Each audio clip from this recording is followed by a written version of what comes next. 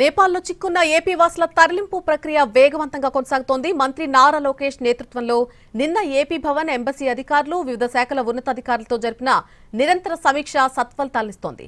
ఇప్పటికే నేపాల్లో చిక్కున్నటువంటి పలువురు ఏపీ వాసులు సురక్షితంగా భారతదేశానికి చేరుకున్నారు. మరికొందరు భారత సరిహద్దుల వద్దకు చేరుకున్నారు. మొదటిగా హెటౌడా నుంచి బస్సులో బయలుదేరిన 22 మంది బీహార్ సరిహద్దు ద్వారా భారత్లోకి ప్రవేశించారు. అదేవిధంగా సిమికోట్ నుంచి ప్రత్యేక విమానం ద్వారా 12 మందిని ఉదయం 9 గంటలకు భారత సరిహద్దులోని నేపాల్ గంజ్కు తరలించారు.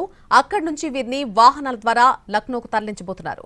లక్నో నుంచి హైదరాబాద్ కు ప్రత్యేక విమానంలో పంపే ఏర్పాట్లను సైతం అధికారులు పూర్తి చేశారు. నేపాల్లోని పోఖ్రాకు ప్రత్యేక విమానం ఈ ఉదయం 9:30 గంటలకు చేరుకుంది. ఏపీ వాసులతో 10 గంటలకు కాఠ్మండు వైపు బయలుదేరింది.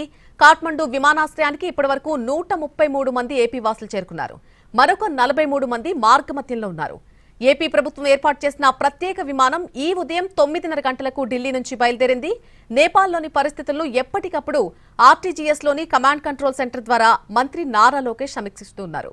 ఇక రాష్ట్ర వాసులకు అవసరమైనటువంటి ఆహారం, నీరు, ఇతర సౌకర్యాల కల్పనకు అధికారులకు ఇప్పటికే ఆదేశాలిచ్చారు. ఢిల్లీలోని ఏపీ భవన్ ఏర్పాటు చేసినటువంటి అత్యవసర హెల్ప్ లైన్ ద్వారా పరిస్థితిని ఎప్పటికప్పుడు అధికారులు గమనిస్తున్నారు. ప్రత్యేక విమానాల కోసం పౌర విమానయాన మంత్రిత్వ శాఖతో నిరంతరం సంప్రదింపులు కూడా చేస్తున్నారు. వివిధ గ్రూపులుగా నేపాల్లోని 12 ప్రాంతాల్లో 217 మంది ఏపీ వాసులు చిక్కున్నారు. వీరంతా కాఠ్మండు, హెటౌడా, పోఖ్రా, సిమికోట్ తదితర ప్రాంతాల్లో తలదాచుకున్నారు. వీరందరినీ కూడా ప్రత్యేక విమానాలు, రోడ్డు మార్గం ద్వారా సురక్షితంగా రాష్ట్రానికి తీసుకొచ్చి వారిని స్వస్థలాలకు చేర్చేందుకు అవసరమైన అన్ని ఏర్పాట్లను కూటమి సర్కార్ పూర్తి చేసింది.